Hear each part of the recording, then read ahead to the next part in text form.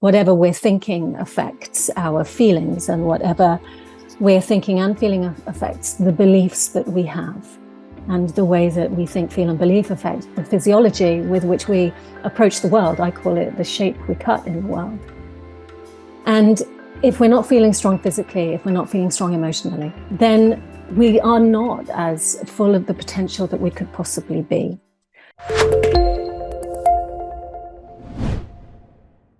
In this episode of KEAL, I have the distinct pleasure of speaking with Rachael Hudson from the UK. How are you doing today, Rachael? I'm very well, thank you, Devin. How are you? Very well here in kind of cold Mexico City. But, you know, it's usually nice throughout the whole year, but we'll take, a little variety once in a while. So no problem. Good for you. It's very, very hot here in London, for London. Okay. We're very dry at the moment. We could do with some moisture, but I'm not complaining. Well, stick with that as much as you can because it's a bit dreary towards the end of the year, I'm sure. For whatever. Usually, yes. Totally different. Okay. Rachel, I'm really happy to have you on this episode because the thing is, I'll have you go into what you do and how you help people in a moment, but really, I think now more than ever, and I talk about a lot on this channel, but there's just so many people that suffer with different issues and more heightened issues with stress, managing stress, anxiety, depression, ADHD, just the list seems to go on and become more prevalent and increase year to year with all age groups, to be honest. You can't really limit in that fact, but there seems to be also more tools available and people willing to help people in many ways, whether it be in person with the right protocols, etc., and in a virtual way, which is great. So there is more available at the same time. But within saying that is, sometimes it can be even overwhelming to know where to start and how to start to get the help you need, and what I try to do, especially as well, is speak with people such as yourself and just try to, guide our audience in a way in which, who may feel stressed or may feel overwhelmed with issues in life and, show them a way in which, it doesn't always have to be this way of their life each and every day. So, Rachel, can you please speak to our audience members who are viewing and listening on the podcast platform a little bit of what you do and really why have you chosen this route in your life to take? Yes, I can. And firstly, thank you for having me. And I absolutely agree. There is so much that seems to be an exponentially growing experience of challenge for people. And I find myself in a place where, so I have now been working in the well-being space consciously and purposefully for over 20 years, by pure fluke from about the age of 4 or 5, which sounds strange, I know, but I seem to have a gift for massaging my mother's feet. So from the age of 4, and I used to get out of chores in order, if I massaged my mum's feet. And I started becoming, I think, from a very young age, very aware of the way that the body moves and the way that the mind and our emotions influence the way that the body moves. And I began to be very aware of how it's almost like a multi-feedback system with our thoughts and our feelings. Whatever we're thinking affects our feelings, and whatever we're thinking and feeling affects the beliefs that we have. And the way that we think, feel, and believe affect the physiology with which we approach the world. I call it the shape we cut in the world. And if we're not feeling strong physically, if we're not feeling strong emotionally, if we're not feeling strong spiritually, which doesn't necessarily need to involve any reference to God or religion, it could just be the belief systems that you have about yourself or your family or your culture or something like that. But if we're not feeling good physically, emotionally, in our thoughts or in our spirit, then we are not as full of the potential that we could possibly be. And I recognize through growing up through school within the family that I grew up in, the challenge of an impoverished background. And I don't necessarily mean a poor background. I mean an emotionally resilient or a resources impoverished background. And began to recognize that not all families are the same. And of course, all parents come from different backgrounds themselves. But we generally learn how to handle the world through those primary caregivers. And I found myself working in business. And I was very, very lucky. And discovering so much stress that really impacted the shape that people cut in the world, but also it really impacted the way people received these people who were stressed. And there became this interactional model that I would witness of somebody who was not handling themselves very well, emotionally, physically, spiritually, cognitively, and the impact on somebody else who was on the receiving end of that, and how so many people began to take it very, very personally, and that would increase their stress experience, their experience of stress. They would lose their mindfulness and become almost mindless. So in my experience of business, I realized that I didn't want to work in an office, but I also realized that I feel deeply fascinated and curious by what makes people do what they do, think what they think, feel what they think, when they do think, feel what they do, think and feel.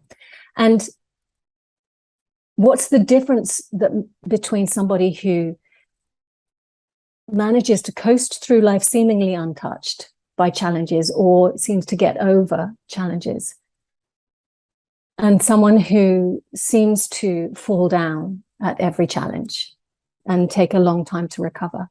And I think that really, in a nutshell, is the work I do. And I feel so, so privileged to work with those people and see the transformation of those people who come to me feeling very, very stuck, very impoverished in their experience, emotionally or physically or mentally, and work with them to build something so much better for them, so they begin to purposefully live a life that's more potential, more of who they were born. I don't think I've answered the question there. No, that's fine. No, that's great, Rachel. And can you speak to two things as well? First of all, what are the main items of work that you do in which you help people? What are those main avenues? Secondly, what do most people go to you with as far as wanting or looking for a resolve? Like what, on the emotional side, spiritual side, whatever it may be, what is it that is overbearing in people's day-to-day lives or has percolated over time that they go to you and are seeking a solution for? And that's a great question. So, and it really is a great question. The majority of people who come to me feel unfulfilled. There is a deep sense of malaise out there, and they seem to be relatively successful. They seem to have the job or the family or the relationship, and yet they're waking up with this deep sense that it's not enough, and sometimes they're feeling stressed and anxious. They've got everything that they set out to get, or they've got everything they thought they wanted, and suddenly they're just not feeling fulfilled. And they're seeing from a distance this idea of fulfillment, and want a quick fix as well. Quite often they want a quick fix. So I work with those people who are experiencing stress and anxiety and a sense of malaise or lack of fulfillment, sometimes depression, sometimes suicidal ideations, people with a sense of pointlessness. What's the point? I've got all of this and I'm still not happy. So in reality, I'm working with numerous presenting issues that ultimately come down to a sense of pointlessness, or is this all there is? Why am I not feeling happy? Why am I not feeling accomplished?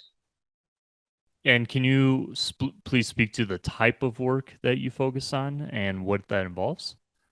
So I have a multifaceted approach because I've had decades of body work experience, decades of business experience, decades of, well, now moving into 12, 15 years of hypnotherapy and coaching experience and transformational breath. So I come at it from a multifaceted and modality approach, because some people will present to me with a physical ailment. Some people will present to me with negative thinking. For instance, some people will present to me with emotional issues, very low mood or anxiety or stress. So if someone's coming to, and I will pluck from transformational breath, body work, hypnotherapy, coaching, I'll pluck from those because we're a full system. My job, I think, is to identify the crux of the issue. And for some people who are very physical, if I can change their physical, then that's the way in to help change the thinking and the feeling and the believing behaviors that will shift them to the next point. Almost everybody who's experiencing something like that is very trapped in their breath. And I've noticed that throughout every stage and age of my life, that and experience, that the key is in the breath and the way that we use our breath. Our breath is our life force. And some people, especially those in stress and anxiety, they're very surface in their breath, very shallow in their breath, very fast in their breath, and unfocused almost. So hypnotherapy is a wonderful, wonderful tool. It's incredible to get the critical factor, the conscious mind critical factor, to move and retreat so that we can deal with the deep unconscious potential of an individual. And when we can work on that and the breath and the physicality at the same time, then we begin to really change a state. And it's the state of belief, state of thinking, state of feeling, behaviors that is created by the behaviors that we do. So again, I'm not sure I've answered your question, because it's kind of holistic approach in many ways, it sounds like. It is super holistic, yeah. I want to go and integrative as well. Sorry to interrupt you. No, that's great. I mean, because like you said, we are complex people.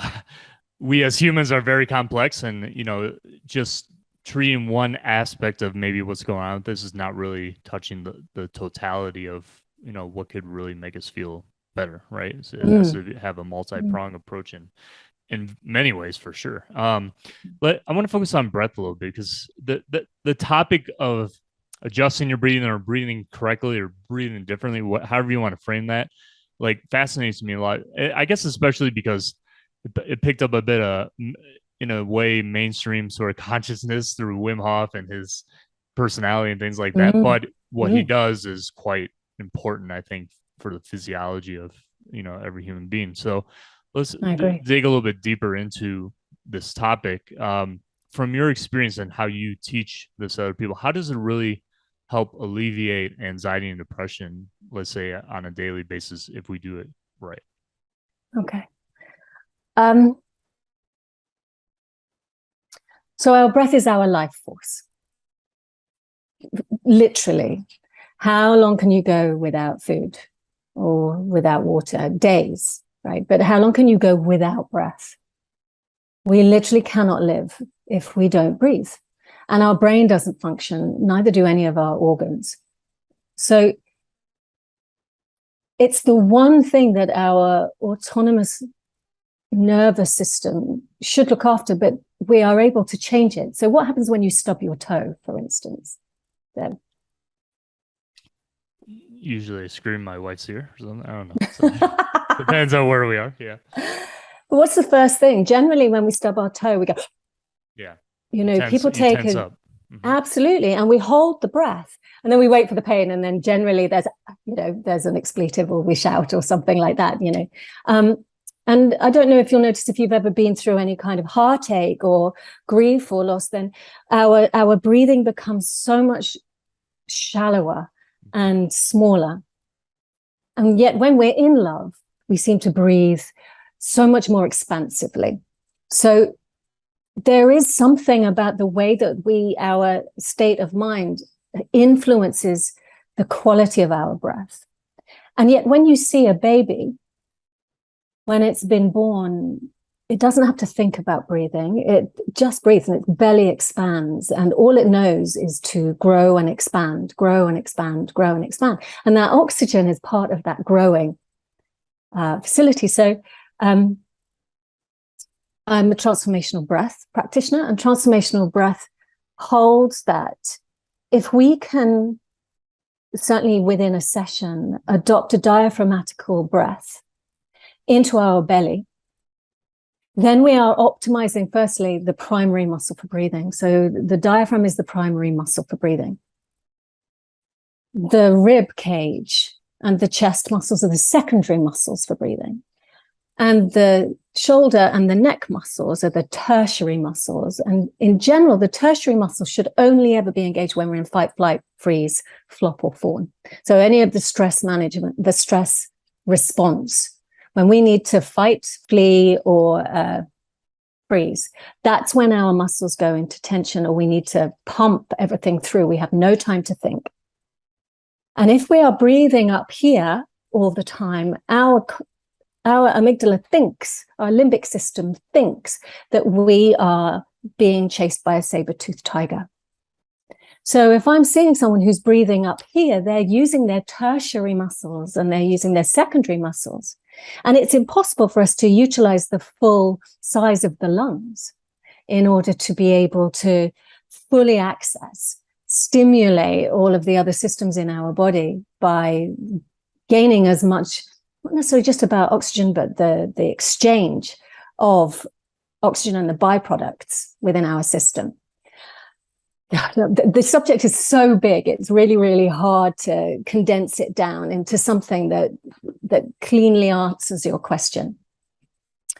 But what I see is when you see someone who's very, very connected to and comfortable and balanced within themselves, you'll notice that their breath is deep. It's generally slow. It's generally balanced as well. Someone who is in anxiety or stress, they, as I said, are generally much faster in their breathing and bring with them quite a frantic energy. Have you seen a correlation, Rachel, between people who practice, let's say, gratitude exercises or, this bringing more awareness of gratitude in their life and having better breathing? Absolutely. Massively so. Yeah. Can you explain that a little bit? Yeah. In order to feel gratitude, I personally believe, others might describe this differently, but in order to feel gratitude, we have to be comfortable with who we are and where we are right here and right now. And everything that is in our life is in our life for us, whether that is a challenge or a bliss state. We have to be comfortable in our skin in order, I think, to be in gratitude and comfortable that we're able to access our inner resources.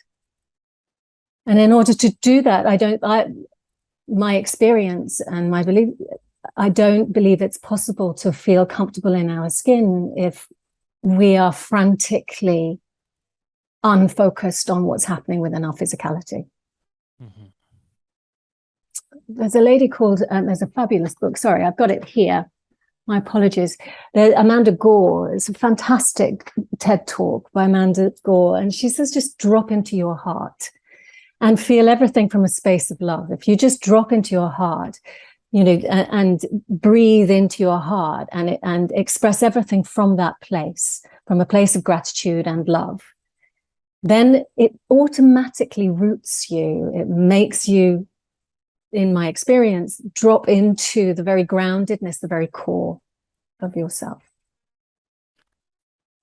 How, when you work with people, whether, when someone comes to you and then you work with them with, for lack of a better expression, your holistic approach on all the tools in your toolbox that you can offer, how do you advise the people that you work with, your clients, to carry on after they meet with you day to day to make progress, right? Because the thing is, when we go back and we live our lives and we're maybe alone, we can fall back into either deep depression or the same habits or anxieties, whatever that is. Yeah. So what is it that you kind of advise or help with, or maybe help them stay accountable to continue their lives in a good way? So firstly, human beings get better at stuff with practice. The more we do something, the better we get at it. So if we're thinking negatively, then we're going to get good at it. And the human system deselects what we don't use anymore. So if we are continuously deselecting the neural pathways of joy and selecting instead the neural pathways that are, the human system will find evidence of the thing it seeks evidence of. So if you're looking for the negative, you will find the negative. And your neural pathways will connect to every experience of that negative in this moment, in some greater or lesser intensity. So when someone is working with me, throughout, we begin to identify the energy of the words they use on themselves. So throughout the course of work with me, then there are tasks to activate, become fully aware of what it is they're thinking, the energy of the words they're using, the energy of the beliefs they're applying to themselves, and to begin to interrupt those patterns. And in NLP's terms, they say, if you change your breathing, you change your posture. If you change your posture, you change your state. And if you change your state, you change your outcome. So the first thing is if we can identify a time when you felt fully resourceful, like you had everything that you had available to you in that moment, would that state be more beneficial to you or less beneficial to optimize that total resourcefulness rather than the energy of the lack of resource? So first of all, breathing, get aware, sink into your body, ground into your body, and just find where you're breathing. Whenever you are feeling anxious or stressed or challenged in any way, just give yourself a moment to find out where your breathing is. And if you're breathing up into your chest, slow it down. There are a number of breaths you can use. The box breath is very, very well known for reducing panic in somebody. And I don't know if you know the box breath, but it's you breathe in for 4, you hold for 4, you breathe out for 4, you hold for 4. You breathe in for 4, you hold for 4, you breathe out for 4, you hold for 4. And you continue to do that for a couple of minutes. And one that allows you to get into your body. Because when we're panicking and in anxiety, we are not in our body, we're in our head. So getting into your body, getting into your breath really, really helps. Once you're in your breath, then you create some cognitive space or some emotional space to go, what's really going on here? What am I choosing to think here, either about myself or about someone else? What am I choosing to think here and believe about that? And in that moment that you create space for you to ask yourself, what am I thinking? Then you get the opportunity to ask yourself if it's true. Then you get the opportunity to ask yourself if it's not true, who would you be without that original thought? Who are you with that thought? And is that who you want to be? Who are you without that thought? And is that more like who you would want to be? So when somebody's ingrained in that very well practiced state, it takes practice of interrupting that pattern on purpose. And then over time, you begin to create more neural pathways to the resourceful state. So affirmations are great as long as you embody the physicality of them as well. There are so many tools. I'd be happy. I'm just relaunching my website, and I'd be really happy to let all of your viewers have access to the library that I'm going to have of scripts and things like that, affirmations, breath exercises, they'd be very, very welcome to access that as and when. No, that's perfect. I'll ask you in a moment where people can find you and link to you and all that. But I think it's really important, what you're saying, and I found that as well through breath work. It kind of takes you out of the compulsivity of that certain instance, that moment, helps you step back and then go back into it with a fresh frame of reference. And that can lead to a lot of, unnecessary conflicts, adverse situations, and it's so important. But you have to bring that discipline, awareness, and to do that. And like you said, practice will eventually get you down that road a little more smoothly. So, Rachael, I only have time for one last. Oh, I'm sorry. I'm so talked. No. But we'll have you on if you agree for a part 2 sometime in the near future. Oh, I'd love to dive into a couple main issues much more deeply, especially hypnotherapy and other things. So we'll definitely have you on if you agree to that. We really appreciate that. I'd love to. The last main question I have is, what have you discovered really about yourself from taking this journey in your life, right? Because you said how is it different from the way in which you used to live, especially maybe in a previous professional situation and where you are now?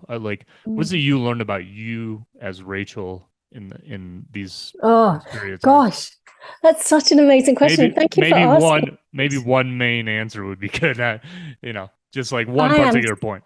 Yeah, great. I am so much more capable than I was ever told I could be. The longer I believed what other people said about me, I was really saying that to myself. That was one of the most limiting things. So COVID, we talked about COVID earlier. And when COVID hit, I lost 75% of my business overnight, which was terrifying. I can't say any different. But I was self-employed during the original credit crunch, and I got through that, earning far less with only one practice available to me. So I sat back and I said to myself, right, I don't care what I'm going to do, but no matter how long this is, the other side of it, I want to be able to turn around and look at the me that carried myself through it and be proud of that me. So every single choice of how I responded to COVID for 2.5 years, was whatever I do, I'm going to be proud of the thing I did.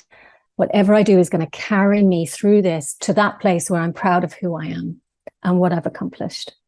So may I end that with a metaphor? Yes, do you please. Mind? Many years ago, I was driving along the M40. It's a major road through the UK, going to home, and I saw a rainbow. And the metaphor of the pot, the proverbial pot of gold at the end of the rainbow. And I've never seen the end of the rainbow, of course, let alone the pot of gold.